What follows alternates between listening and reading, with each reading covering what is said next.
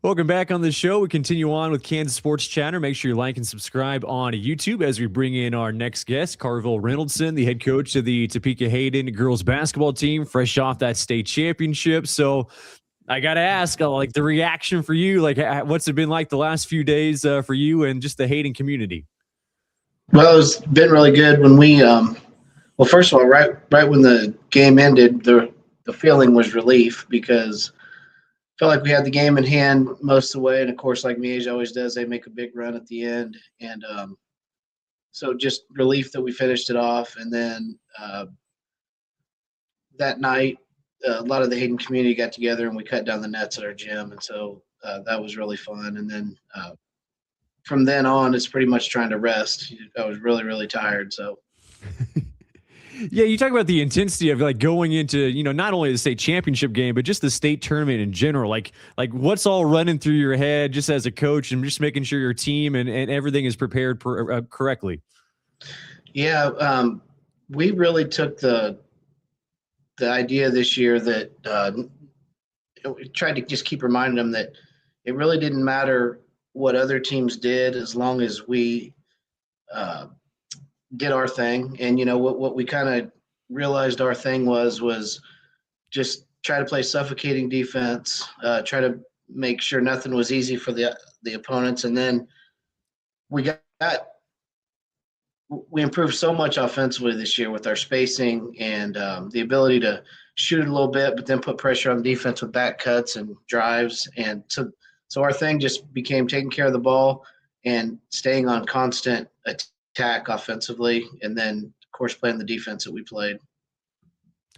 What's that intensity like? Like, how do you get across that intensity that you wanted to see on defense? Like, what do you preach to your team to make sure they're at that high level? Well, first of all, we got very competitive girls. Our senior class, none of them are basketball players first. They only play basketball for us in the summer and then us in the school year. So there's no club teams or anything like that. But they're very competitive, so you have to start there. And then a lot of times we'd be going over scouting reports and what teams like to do, and then we'd always kind of come back to none of the stuff that we're talking about matters if we don't play as hard as we possibly can at all times. And if we don't get the 50-50 balls and we don't fight hard for every loose ball and every rebound, then all the stuff that we talk about as far as the other team goes means nothing. And so I think they really bought into that and helped make it a special year. Man, I mean, you look at your path to the state title, this year, Coach. I mean, the semifinal game, even Andale in the first round, but then beating Wellington in the semis, and then obviously Bishop Miege in the championship. Like, you talk about a path, man. That was a tough path. Yeah, we haven't, as a school, had a great history with Andale lately. They've been kind of beating us in a lot of sports, and so that kind of gave our girls a little bit of motivation. They didn't need much extra motivation, but I thought we suffocated them defensively, played really good. We did not shoot the ball well at all. I think we were 1 for 16 from three that game, but just really made them uncomfortable. And then the Wellington game, we were in control of that thing too. We were up 25-15. And then they scored the last 4 points of the second half to kind of make it a 6-point game. Then they took a lead late, and we had to hit a big shot with about 38 seconds left to take the lead. One of our sophomores, Sophia Wickman, hit a huge shot for us. And so, like you said, it was not easy. And then all of a sudden you got Miege waiting for you in the championship. So it definitely wasn't given to us this year. Go back to that semifinal game against Wellington. You mentioned that shot by Wickman. Like, was it drawn up for her, or like what was the play? No, so they were at the line, and there was a timeout. They had one more free throw, and we actually had a play drawn up for a different player if she would have made the shot. If they'd have made the free throw, they would have gone up 3. And so we had a 3-point play drawn up for somebody else. But we said if she misses this free throw, let's just go down and try to do what we do. In other words, get 2 feet in the paint and put pressure on them, get them in scramble mode. And we did a good job of, I think after one pass, we got a pretty good look in the paint, but we kicked it out to her, and everybody had faith in her. It was like a college men's length 3-pointer. It wasn't right on the line. She said that all she was thinking was let it fly, and she let it fly, and thank God it went in. Worked out well. That the state championship game, I mean, you talk about that start that you had to that first quarter, and there's still a lot of basketball after that first quarter, but a lot of times you can go into those games and you're tight and you get off to that rough start and you never recover. So I imagine as a coach and just as a team, like that alone was a huge relief, just the way you guys started. It was because I had conversations with individual players and then a small group of players as well, just telling them, we're going to win this game, right? And I felt like they really did believe that we would, but then I think jumping up on them 14-2 after one quarter was like, okay, this probably will happen. So and it also, we planned on running 4 different defenses in the first 4 minutes just to try to keep them off balance, and it's a lot easier to switch up defenses on a team when you're playing with the lead.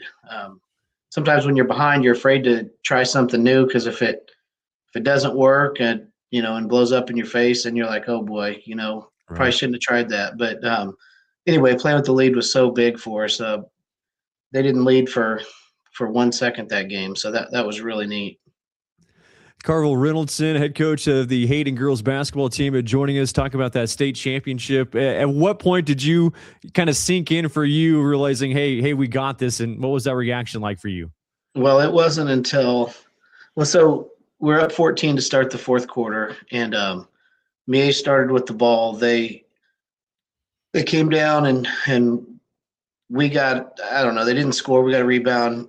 Haley Schmidtline dribbled it up, got in the paint, and kicked it out to Lauren Bourgeon, and she hit a 3 to put us up 17. So at that point, I was thinking, okay, if we're looking pretty good here. Well, then, as we talked about earlier, they stormed back, and so the first time I knew we were going to win was when Haley hit that layup with about, I think it was 8 or 9 seconds left to put us up 5, and that was finally when I was like, okay, this is in the bag, and we can start celebrating. Go back to the beginning of the season. Like, I mean, what were the thoughts, going into this year with this club? At the beginning of the year, I haven't really talked about this, but there was a lot of times I would have conversations with the girls or the team and try to tell them that we're going to be good. And the reason I say that is because we only had one player that had much varsity experience going into this year. And we had 4 seniors, but we had so many seniors last year that they didn't play a ton. And so we only had one girl that had ever started a game coming back. And I almost felt like at that time, it's kind of the opposite of when you think you got a really good team, you always got to humble them. It was almost at the beginning telling them, hey, we're going to be really good. We just got to do this and this. And at the beginning of the year, we really had to hang our hats on defense.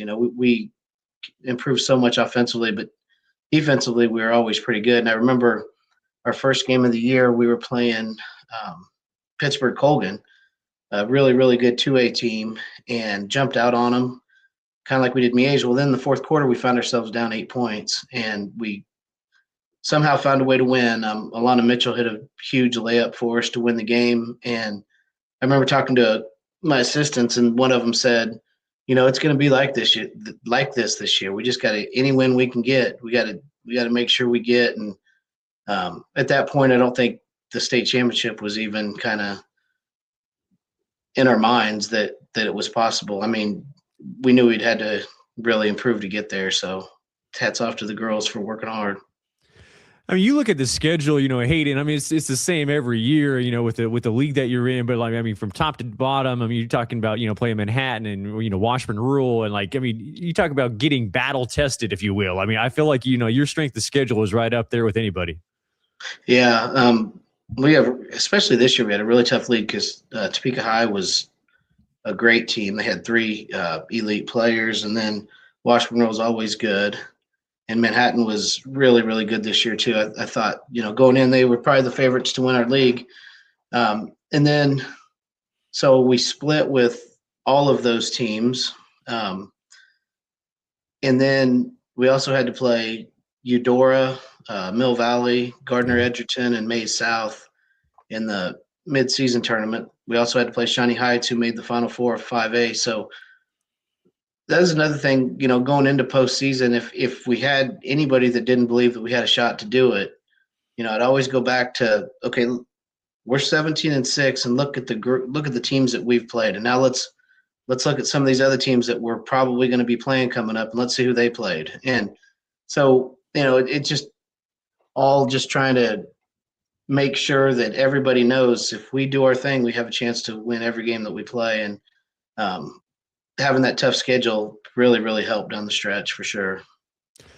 It feels like, at Hayden, like those girls programs are rolling, like for the last few years, and even, here for the future, the next few years, you talk about whether it's volleyball, your basketball team, and just, other spring sports as well. Like how exciting it is as a coach, when you have, those types of groups that are, coming through the doors there at Hayden.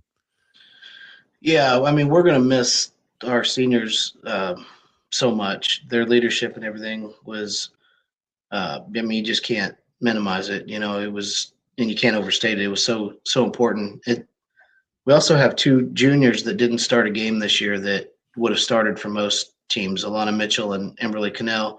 So that's exciting that they're coming back. We have three sophomores that were arguably our three most productive players down the stretch. So basketball-wise, it looks really good in the next year or so. And then I think this year in soccer, they're going to have a chance to do really well also.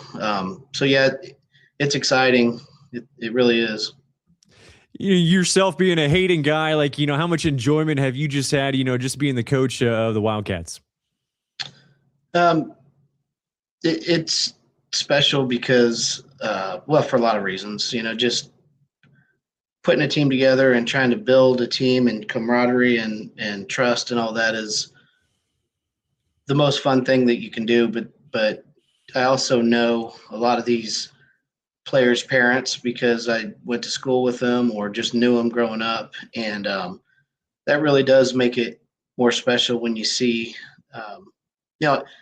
another thing that just on that same topic, we have parents that just kind of let their daughters play, and they let the coaches coach, and there doesn't seem to be second guessing or running to the coach because they don't feel like they're getting enough playing time or anything like that. So that's also a huge key to our success. But the Hayden community is special to me, not just because I went there, but just I know so many people that put a lot of their heart and soul into different programs and stuff at Hayden. So that does make it more special.